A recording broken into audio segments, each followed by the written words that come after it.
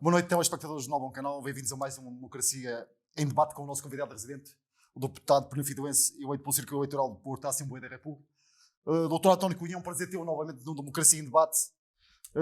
Eu iria começar por um tema. O doutor traz-nos aqui uma agenda, como habitualmente, sempre pertinente, temas para escapulizarmos com os nossos telespectadores.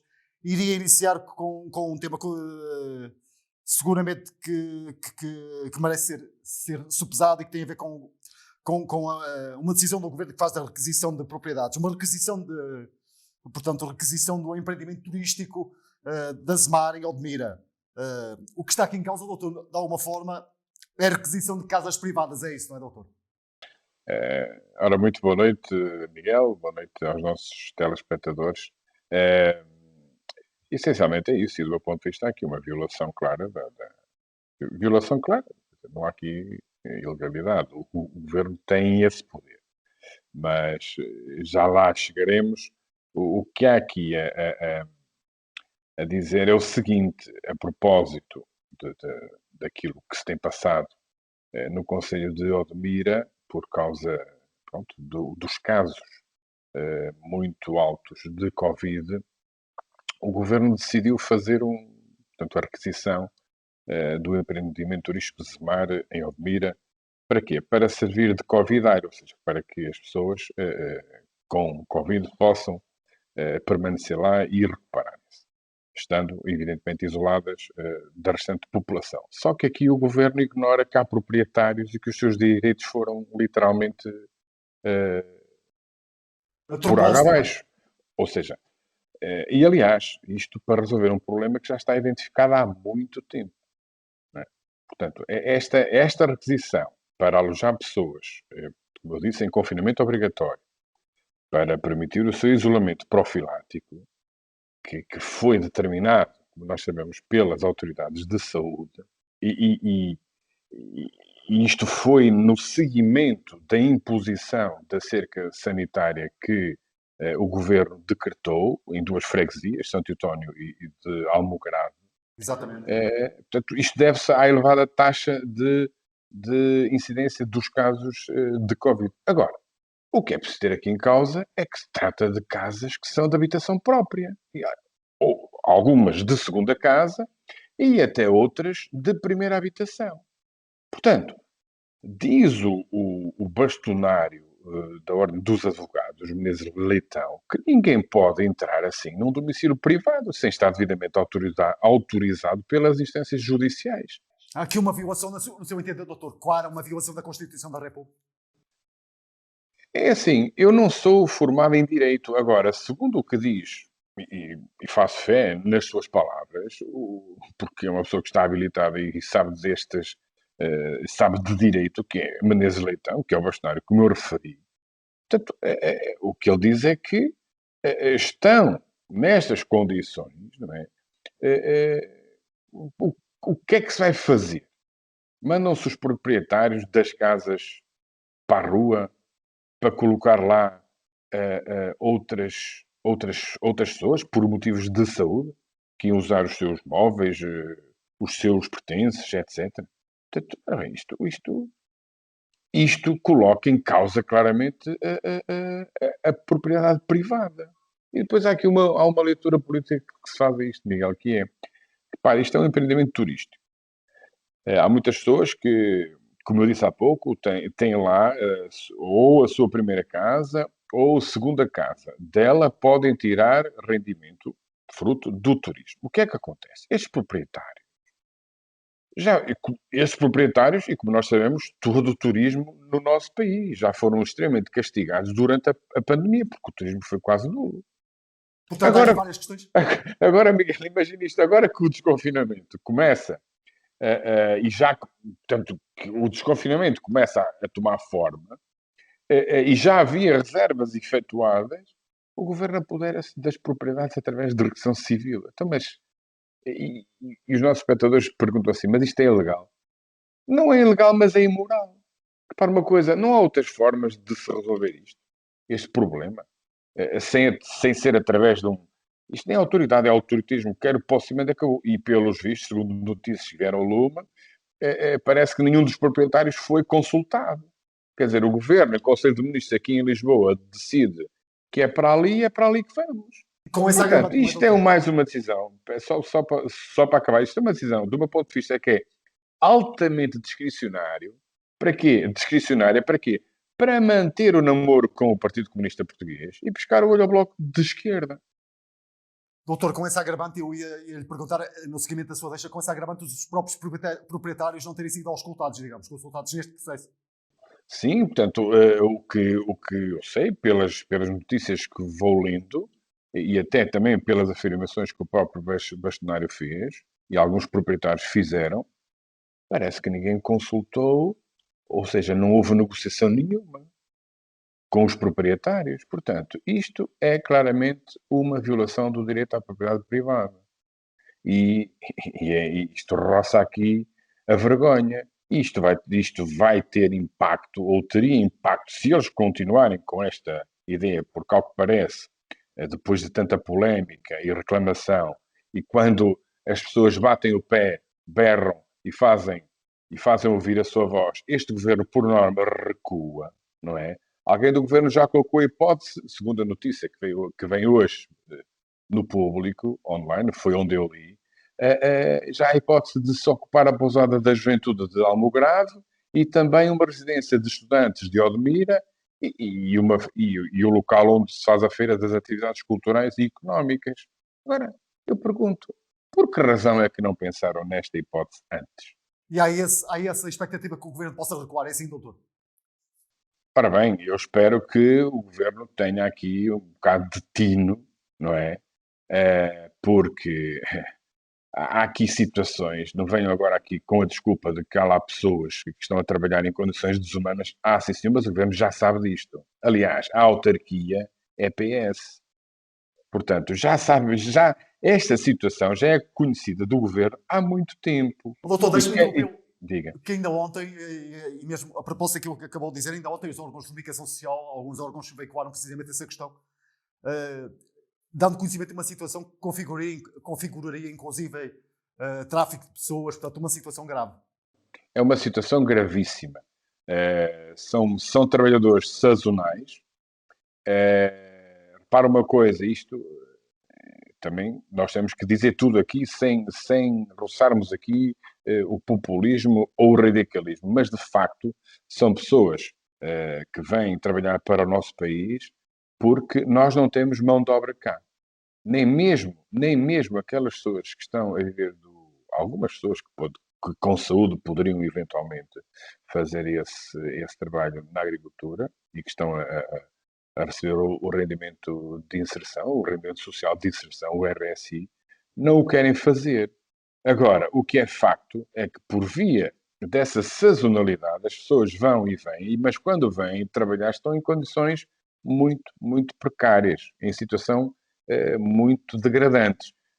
Os autarcas sabem disto, o governo também sabia disto, mas só agora com a Covid é que se lembraram. Ora bem, já agora vamos aqui tomar conta desta propriedade, vamos colocar as pessoas que lá estão fora e vamos colocar aqui estas pessoas que estão doentes. É inadmissível. Doutor, vamos entrar já para um segundo tema, que o doutor também nos, de alguma forma, vai Vem precisamente neste modo de fazer as coisas por este governo. Mas o Miguel ia introduzir o tema. Exatamente, Peço desculpa por ter exatamente. O interrompido. doutor nos vai ajudar a escalpelizar e que tem a ver com o PSD pediu ao Tribunal Constitucional já a fiscalização do regime especial de expropriações. O que é que está aqui em causa, doutor? Olha, é assim. Portanto, nós acabamos de dizer que o governo quis se apropriar da propriedade em Odmira. Mas, de facto, há aqui uma linha condutora naquilo que é a atitude do governo perante o privado, perante a propriedade privada. Ora bem, o PSD, numa conferência de imprensa que foi liderada pelo deputado Cancela Moura, também eleito pelo Círculo Eleitoral do Porto,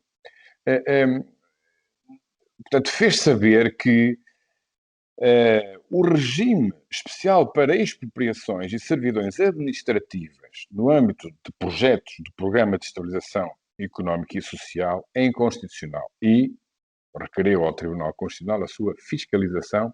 Para quê?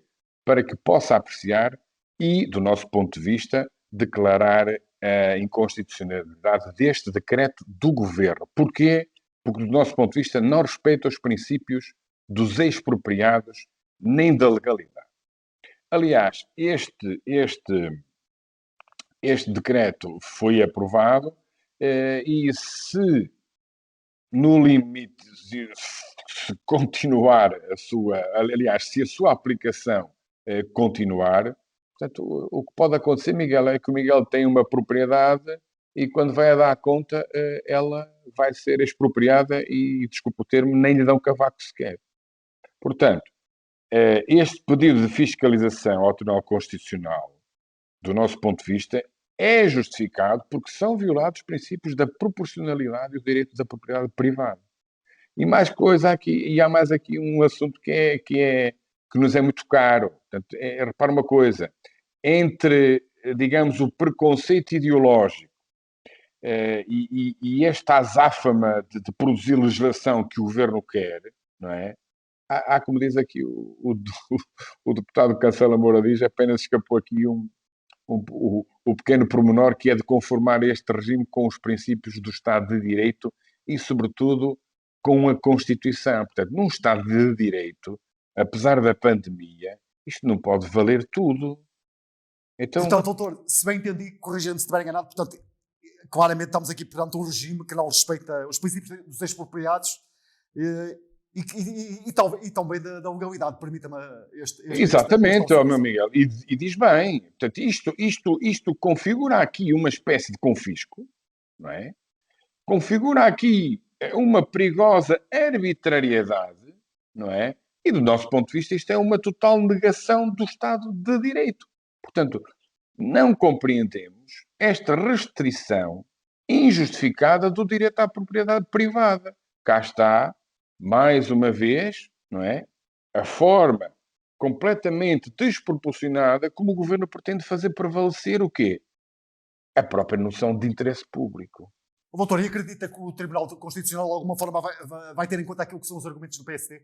Que requeriam esta fiscalização? Vamos ver, nós esperamos que sim, porque nós achamos que expropriar ou constituir servidões já é de si um ato excepcional e urgente.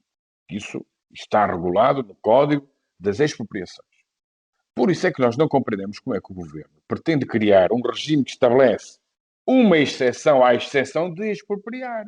Portanto, e confira prioridade à urgência de tomar posse, quer dizer, ainda por cima à margem daquilo que está disposto no Código das Expropriações, por não respeitar os direitos dos expropriados, nem observar os princípios da legalidade, da justiça, da proporcionalidade, da imparcialidade e da boa-fé.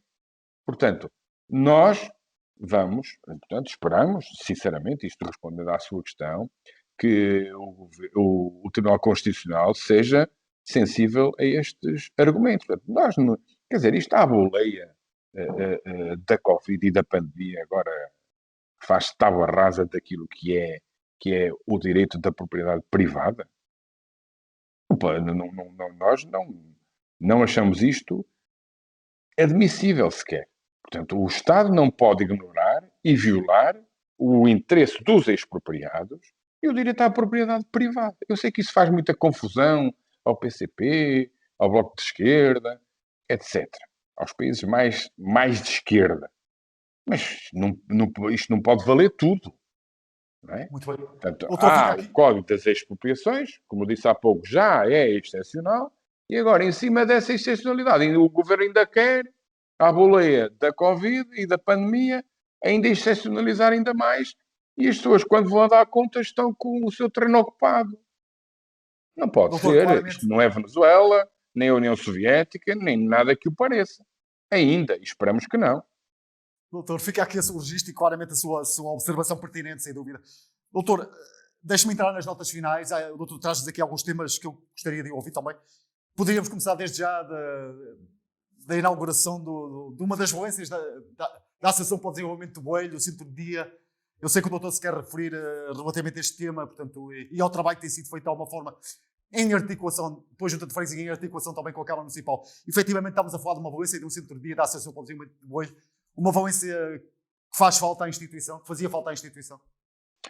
Fazia muita falta, e eu não queria deixar até de fazer aqui esta nota de apreço, quer ao Sr. Presidente da Junta do Boelho, Artur Inácio Teixeira, quer também ao Sr. Presidente da Câmara Municipal de Penafiel, ao Dr. Antonino, porque eu lembro-me quando em 2019 fiz campanha eleitoral para as eleições legislativas, fui muito bem recebido no antigo centro de dia, que funcionava, portanto, digamos, numa espécie de cave, uma espécie de reis do chão, da junta de freguesia, portanto, do edifício da junta de freguesia.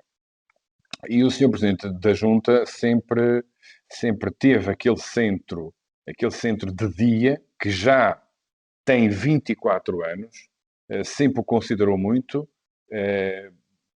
por várias razões, mas uma daquelas eu gostaria de salientar aqui, porque tinha sido o seu pai portanto, a formá-lo, como é que se diz, a inaugurá-lo.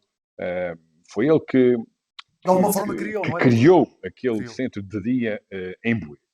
Mas, de facto, 24 anos passados, Artur Teixeira, o presidente da Junta de Boelho, fez ali uma obra de excelência, aproveitando um edifício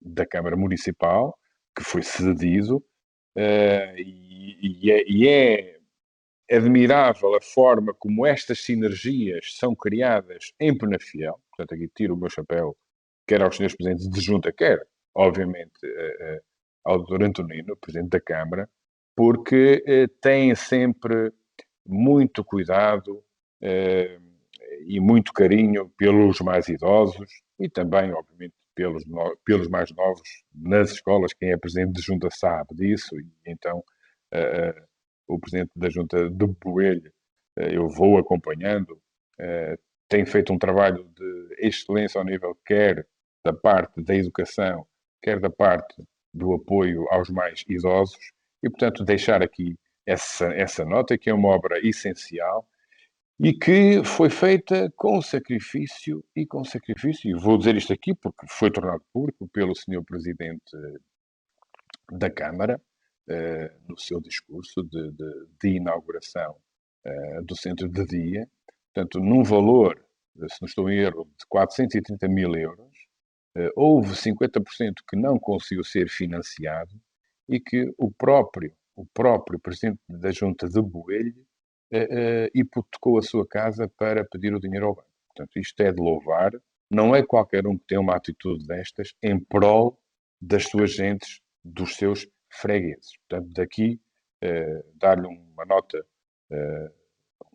nota de louvor e de saudação, portanto, por esta atitude em prol das pessoas, em prol dos boelhenses. E, doutor, estamos a falar de uma instituição, a Associação para o Desenvolvimento do Boelho, uma instituição que é uma referência, não só na freguesia, mas também no Conselho de Penafiel. Sem dúvida, portanto, têm feito um trabalho fantástico a todos os níveis, mas neste momento eu gostaria de destacar aqui esta entrega, esta dedicação. Quando nós chegamos a Boelho, vemos que é liderado por alguém que tem gosto naquilo que faz. Isto não estou a dizer que os outros senhores presidentes de junta também não o façam, mas estou a dizer isto porque tive a honra de lá estar, fui convidado por ele para estar presente, foi com muito gosto que lá estive. Agora, a Associação para o Desenvolvimento do Boelho tem feito um trabalho fantástico a todos os níveis. Ao nível dos nossos alunos e crianças, desde pré-escolar até ao 4º ano, ao nível dos nossos idosos. Portanto, aqui tirar-lhe o meu chapéu, porque é esta entrega que faz com que a vida dos nossos mais idosos, dos nossos séniores, seja mais acarinhada e mais feliz na parte que eu costumo chamar do outono da vida. Doutor, traz-nos aqui um outro tema, já foi abordado no nosso programa, na Democracia em Debate, que tem a ver com a questão do Procurador Europeu José Guerra. gostava de ouvir também sobre o facto do governo de António Costa de alguma forma ter sido censurado em Bruxelas devido à gestão que tem feito deste caso. Comentários Miguel, laterais eu fazer trago sobre. esta nota final aqui porque não, foi uma notícia, como já é costume, mas, que não foi muito divulgada. Passou assim um bocado entre os pingos da chuva. É evidente que nós já, como o Miguel disse bem, já falamos aqui do caso do Procurador Europeu, José Guerra, já falamos disso aqui, não vou repetir o caso. Agora, o que é facto é que o Parlamento Europeu censurou o governo português por ter mentido no currículo do Procurador Europeu, José Guerra. Isto é gravíssimo. E mais grave ainda, portanto, isto foi assinado por 5 eurodeputados, entre os quais Paulo Rangel, que enviaram uma carta à ministra Van Dunen, portanto, Francisca Van Dunen, e na qual alegam uma coisa que é grave. Continuam a reter informação que deviam ter mostrado no Parlamento Europeu. Isto não se faz. Nós estamos a falar aqui do Ministério da Justiça, cara. O Ministério da Justiça português tem, apesar da insistência e vários pedidos, continuadamente omitido informação ao Parlamento Europeu sobre matéria da competência do organismo europeu. Portanto, então, mas o que é isto? Doutor, entramos já na nossa reta final. Gostava de ouvir sobre a entrevista e sempre quero falar na entrevista que o Primeiro-Ministro António Costa deu ao jornal JN-ATSF. O Primeiro-Ministro faz aqui, portanto, ele toca em vários tópicos, desde a questão do José Sócrates, passa pela questão também do antigo Ministro João Cravinho, portanto, e do conjunto de propostas de combate à corrupção. O Primeiro-Ministro aborda ainda a questão do Pacto para a Justiça com o PSD, as relações com o PSD, as eleições autárquicas, o plano de recuperação e resiliência, os fundos comunitários, entre outros tópicos, doutor. Gostava de o ouvir e com que ideia que ficou da entrevista que o Primeiro-Ministro deu ao JN-ATSF? Olha, do meu ponto de vista, esta entrevista revela, do meu ponto de vista, uma falta de estatura moral de António Costa que enfim, acho que é execrável. Repara uma coisa, o jornalista perguntava sobre a reforma da Justiça, e ele apontava as baterias a quem? A Rui Rio. Perguntava-lhe sobre um outro assunto, José Sócrates, pumba, Rui Rio. Portanto, eu digo com toda a sinceridade, eu já não apreciava a pessoa do Primeiro-Ministro. Então, e depois de ler a entrevista, isso e o que diz sobre Rui Rio, as atuadas que manda e as acusações que faz, um ataque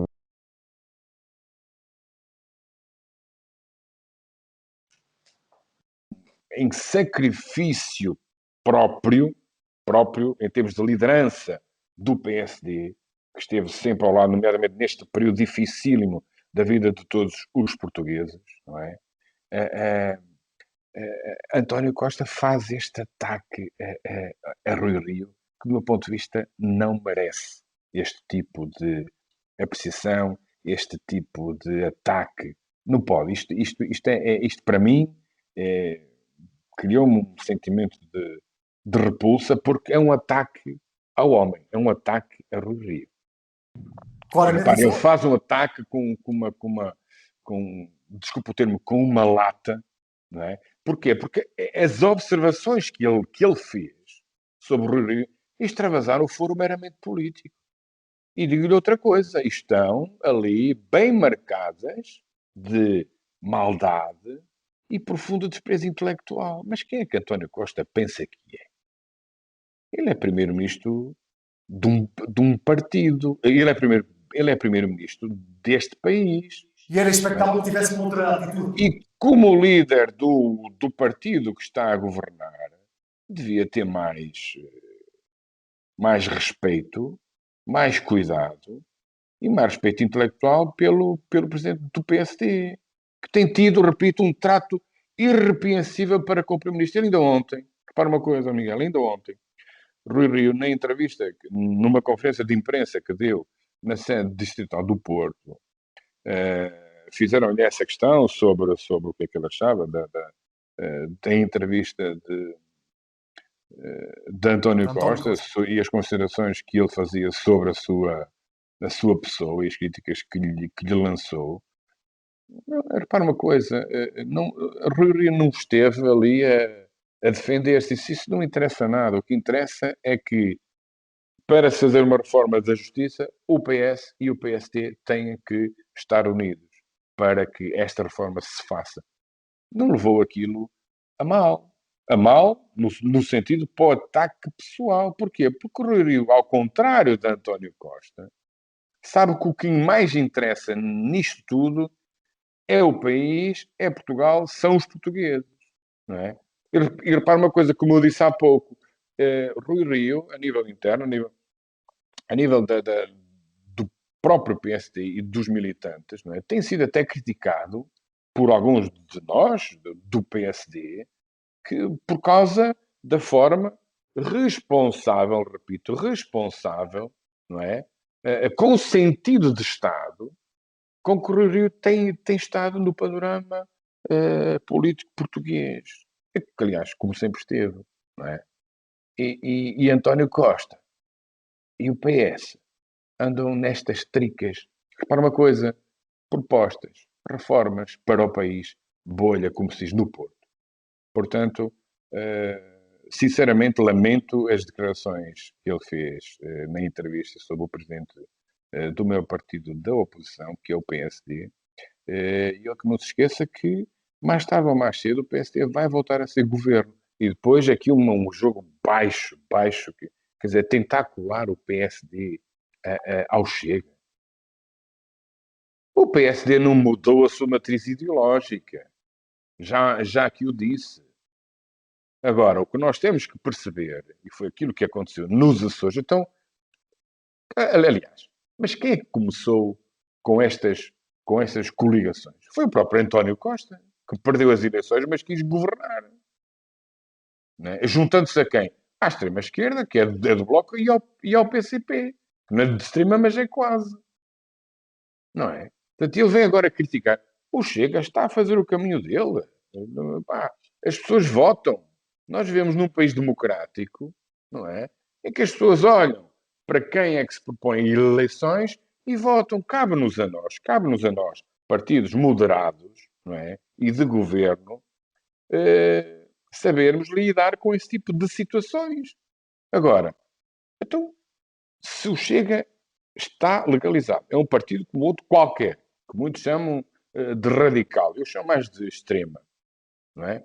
Mas, quer dizer, tentar colar o PSD ao Chega, isso é uma coisa que não faz sentido nenhum. E só para os mais incautos e distraídos é que caem, desculpa a expressão, na lenga-lenga de um primeiro-ministro que só sabe fazer política baixa e rasteira e que nem sequer respeita os seus adversários. Isto para mim é lamentável. Portanto, repito, não tem estatura moral. É a minha opinião. Doutor, agradeço os seus comentários, o nosso tempo chegou ao fim. Aproveito para me despedir a partir da redação do novo canal. Agradeço-lhe mais uma vez e despeço-me dos telespectadores. Boa noite e muito obrigado, protejam-se. Muito boa noite, Miguel. Obrigado. Muito obrigado.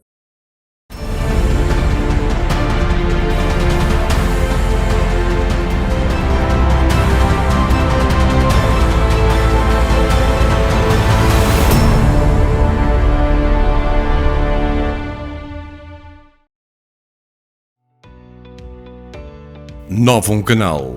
Sempre novão, sempre seu.